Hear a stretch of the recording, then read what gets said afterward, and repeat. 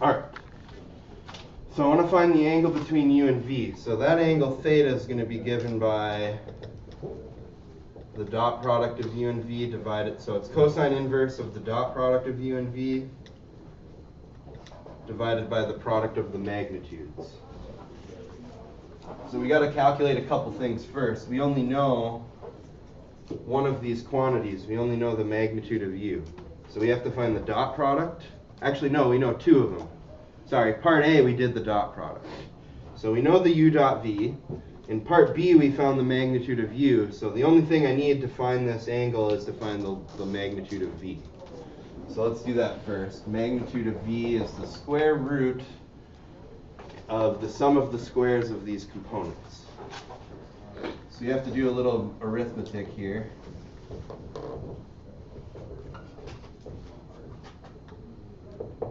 This will be the square root of 1 squared minus 2 root 3 plus 3 plus 1 squared is 1 plus 2 root 3 plus 3. So I'm just foiling out the 1 minus root 3's here. The 2 root 3's cancel. 1 plus 3 plus 1 plus 3 is going to give you square root of 8. And I guess you could write this as, what, 2 root 2?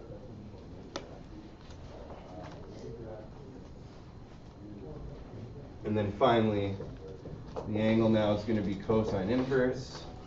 The dot product was 8.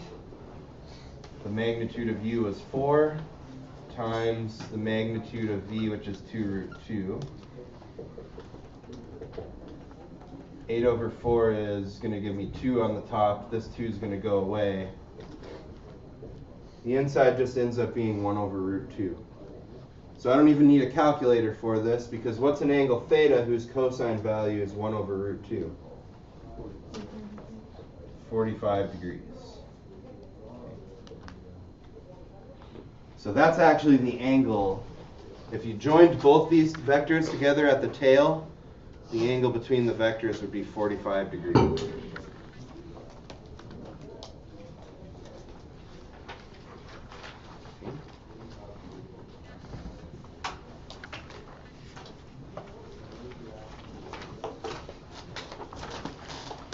All right, any questions there? So all we did today was dot products. Remember, there's two formulas for a dot product. This formula is usually only helpful if you want to recover the angle. Notice that the dot product shows up in that formula anyways. For this u dot v, you would use the multiplying and adding the components together form of the dot product. Okay. And then you can also use dot products to determine if triangles are right triangles or not. Okay, so that's about all we're going to do with vectors. This is just kind of a really broad introduction to vectors. There's a lot of stuff in this section. That's why it took us almost 3 days to go through it. So make sure you're getting lots of practice. The exam, what I'll say is, oh, I wanted to pass this out. And then I'll talk about the exam. So I just printed off the review, the summary and review again from the back of the book. Oops. I crossed off a couple formulas that we don't actually need, I didn't get to talking about. And then make sure you look on my math lab under announcements for the problems I suggested from the review.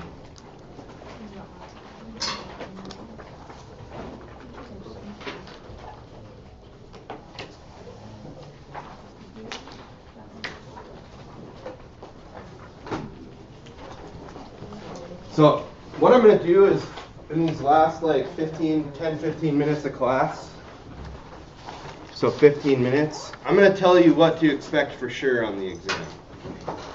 Okay, I'm not going to tell you everything. Okay, right? I'll tell you, like, applications, you can expect one of these problems. You know, for section 1, you can expect one of these problems. So, and then tomorrow is going to be a full day of review. Make sure you look over the review and have some good questions for tomorrow so we can go over those. Okay. So section 5.1. This is basically your right triangle trigonometry. Okay. And here's what you can expect on the test. Given two sides of a right triangle,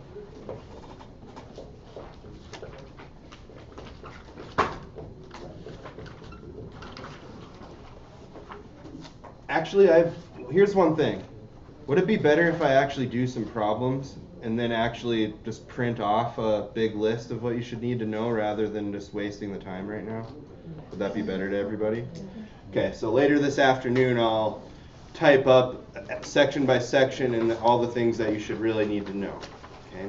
I'll also tell you things like there will be one application problem on the test, so it'll either be a bearings question or a find a height of an object question.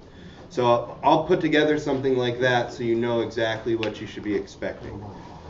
Anybody want to start maybe going over some problems? Yeah. Do a bearings problem? Also, yeah, I forgot to mention this on the homework, but did anybody notice they brought up degrees, minutes, seconds on one of the questions on the applications? So I'm not going to mess with degrees, minutes, seconds. It was on one of the homework problems. You just divide the minutes by 60 and you divide the seconds by 3,600. Okay, but I'm not going to put a degrees, minutes, seconds question on the test. So bearings, let me see if there's a bearings question in the review.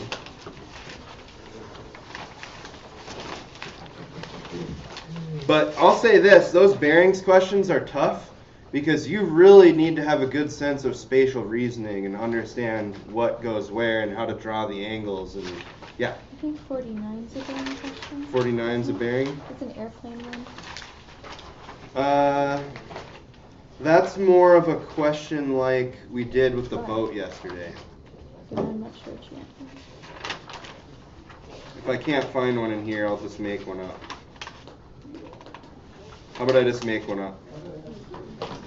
So let's say a boat leaves a marina and travels 4 miles in the direction, where do I want them to go? Let's say north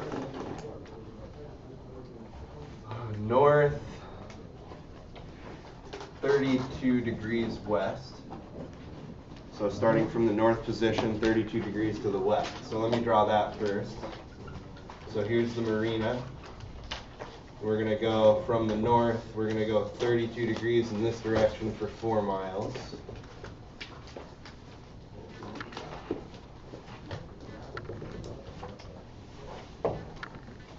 The boat then turns, let's say, and heads, let's say 5 miles,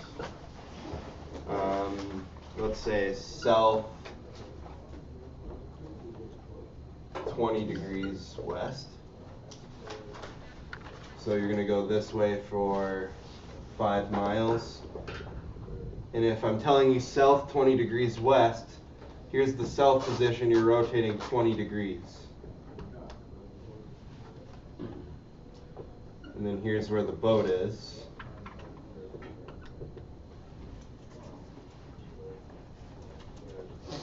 And then what's the question going to be? It's going to be how far does the boat have to go to get back to the marina? And also what are the bearings? Okay, so find the distance to the marina. Part B is going to be give the bearings needed to return to the marina. Okay, so there's a typical bearings question.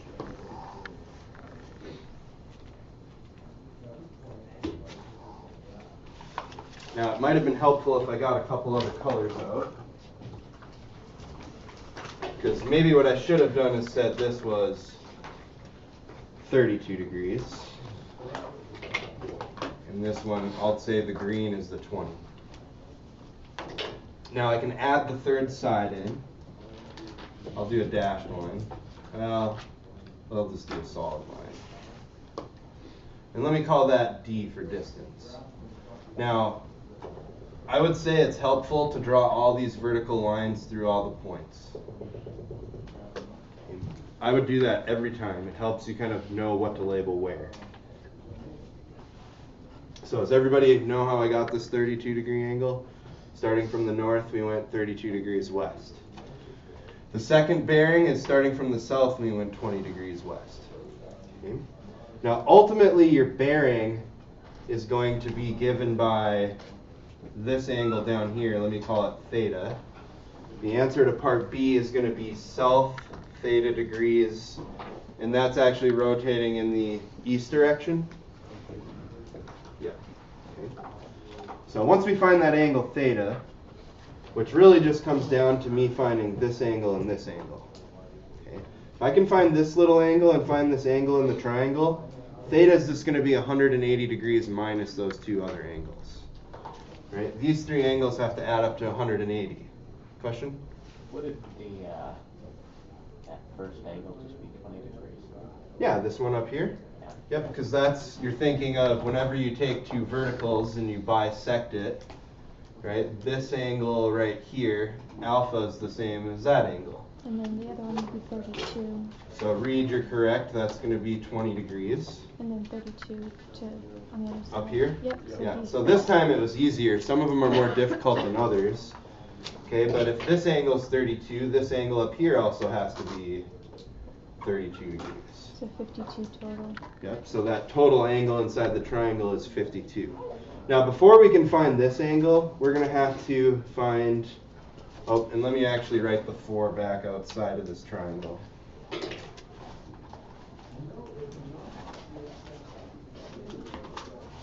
Sorry, markers everywhere. Okay. So if I know an angle and the two adjacent sides, how do I find this distance? Do we use law of cosines, right? This is a side angle side triangle. So remember, law of cosines, the two triangles you have to use law of cosines for first are side angle side or side, I believe. Okay, so if you go look, there's two types of triangles you have to use law of cosines first. So now if I want to get the distance d, it's going to be the square root. The way I remember it is it's the sum of the squares of the other two sides minus twice the product. And then it's cosine of the angle between those two sides, which 20 plus 32 is going to be 52 degrees. So that'll give us our distance for part A. You okay? What if I just kind of looks like an S? Oh yeah, I should be more careful.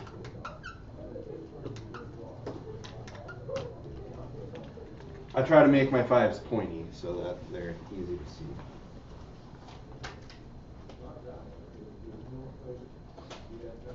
Make sure your calculator's in degrees. What do we get here? 4.05? Yeah, so Okay. So 4.05, and what's the units? Miles. So to return to the marina, the boat has to travel 4.05 miles. And then the theta that we're looking for, if I give this little angle in here a name, let's maybe call this alpha. I know that theta is going to be 180 degrees minus the 20 degrees minus that angle alpha. And that'll give us our bearings. Okay. So how can I find alpha? Now I know d. I know the distance down here is 4.05 miles. If I want to find this angle right here, I think we can use law of sines, right? So we know this angle and the opposite side. We're trying to find alpha, but we know the opposite side. So we can set up our relationship. Sine alpha over the opposite side length 4 can equal sine of, I guess we can call it beta or whatever, but that would be, 52 degrees, and then divide by that distance, 4.05. Alpha then is going to be sine inverse. The 4 came to the right. So 4 sine 52 degrees over 4.05. Yeah, Brady? So say we traveled 5 miles first and then 4 miles, would we not want to use law of sines for the second step because it's the longest distance with the greatest angle? You'd have to be careful, yeah, I mean, let's see. Yeah, if this was 5 and this was 4, you just have to be careful. I think it's going to turn out, though, yeah, maybe you'd want to use law of cosines and be safe there. Because you're right, it is going to be the largest angle, yeah. So then how would we know if it was the largest angle if we don't know the other side? But we know all 3 sides. Oh, okay, never mind. So, in this case, this is the largest angle. So would there be an instance where we wouldn't know one of the sides? Yeah, if you had so originally we didn't know one of the sides. Yeah. Yeah, I mean there's 5 possibilities: side, side, side, side, side, angle, side, angle, side, angle, angle. So there's lots of different cases. So it's just that you have to be careful when you're doing these problems and you're solving for the largest angle. Sometimes if that angle's obtuse and you use law of sines, you might get something back that's, between you always get something back between negative 90 degrees and 90 degrees. So if you know that your angle's obtuse or it's the largest angle and you get something funky, you have to do 180 minus. Okay, but like Brady said, I would just say, once you know you're trying to find the largest angle, I would use law of cosines to find it to be safe. Okay. And then, anybody plug this in yet? Roughly 51.1? Okay. So the answer then is that starting in the south direction, we'd have to rotate 51.1 degrees towards the east if I want to return back to the marina. But we're headed this way, and so we're South to the east. Yeah. Because we started here. Yeah, I know. We're ending here. But we don't need to find theta. Oh, oops. My bad. So yeah, it'd be 128.9. Yeah, we got to plug that in up here. Yeah. I got a little ahead of myself. It's probably good that every once in a while I make a mistake and show you what not to Maybe I do. got that too, and I just. And then what'd you get for this? 109? No, I still got 128. Well, Oh, I forgot to minus the 20. Yeah, no, I got 108.9. okay. So 108.9. There we go. Which actually probably means that this point was actually lower than I drew it. Oh yeah, it was because one's 4 and one's 5. So Yeah. it makes sense. You made your triangle too. So my bad. I had to find this alpha first. That was 51.1. And then to find the bearing angle, I did 180 minus. Yeah.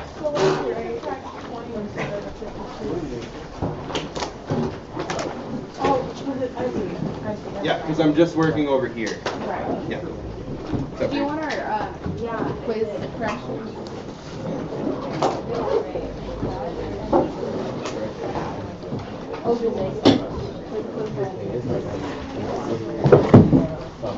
So,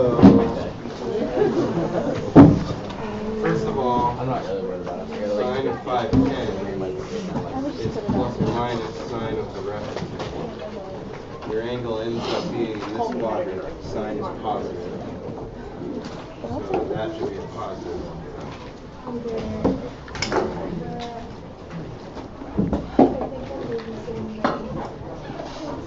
And then it's actually going to be minus. I'm done at 1:30. So what I would do for this one, for what the kind of work I would like to see you do, Second after this is 1 over cosine. Yeah. And then cosine 510, you're in the second quadrant, cosine's negative, you want the negative in front of cosine, not in front of the Yeah. we have the negative inside. You want the negative up front. This one should end up being a negative 2 over root 3. So. Oh, you got the negative. Yeah, there we go. Yeah, that's fine. So you're fine there. think we have a lecture. It's just kind of this. I'm like, I'm just wondering why you need that. Just set them down right here. For like just scheduling, do I just go and Just go over there and just tell them when you want to do it, and then they'll send me a message. I'll make sure I drop off the test before, and then you just show up and take it. Alright, see you.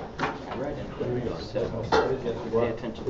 Oh, you screwed up. Okay. The answer. Yep, that's fine then. So on this one, I'm confused because Got it. how we got to root 2 because I feel like isn't this 2 minus 3 because you give the Oh no, 1 times 1 is 1. Never mind. Yeah, you Weird. know it's I supposed was to be this, back, right? yeah. Because we're squaring and foiling. Yes. And yeah, be careful because 1 Yeah. times 1 is 1. Yes. And then that's where I got negative root 3 times, well, you'll get a minus root 3 and another minus root 3, so that's how I got the minus 2 root 3. Yeah. And then minus root 3 times minus root 3 is a plus sign. Yes. And then the other one's the same, it's just the middle one is a plus sign. I was so Cool. Yep. Thanks. I don't even know what happened. So would you prefer me to hand this in after I Somebody just have that right now. Right now it's fine. Started for me. But yeah, double check and see if you have your 5.4 because I didn't have it when I graded it this morning. Don't think I do. So if you think you gave it to me, then that means I lost it and I will just give you the credit. So just think about it first. If you don't find it and you're pretty sure you gave it to me, let me know and I'll give you the points. That's the